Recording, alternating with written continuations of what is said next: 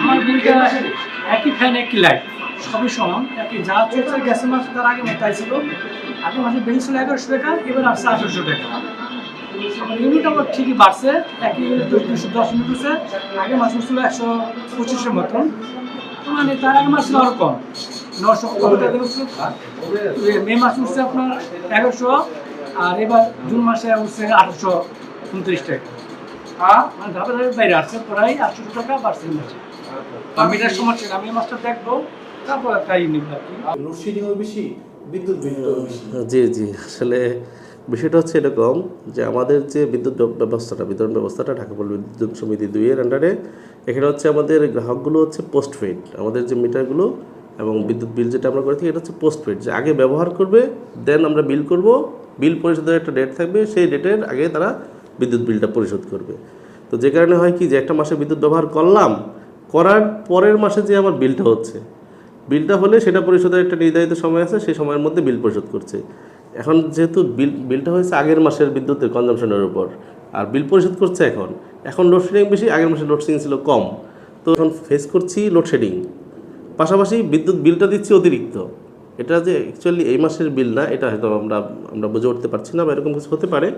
তবে যেহেতু postpaid system, আমরা আগে ব্যবহার করছি, ব্যবহার করে এটার বিল রিডিং আনতেছে, রিডিং আনার পরে হচ্ছে বিল পরিশোধ করা, বিলটা প্রেরণ করা হচ্ছে, যে কারণে ইফেক্টটা মনে হতে পারে। এটা আমি মানে সকলে জ্ঞাতার্থেই বলছি, বা আপনার মাধ্যমে যারা আমাদের এটা দেখতে পাবে বা শুনতে পাবে তারা নিশ্চয়ই এই জিনিসটা বুঝতে পারবে। কারণ মাসে এটা দেখবেন বিদ্যুৎ বিলটা মে মাসের তুলনায় কম, এটা স্বাভাবিক, এরকমটা হওয়াটাই স্বাভাবিক।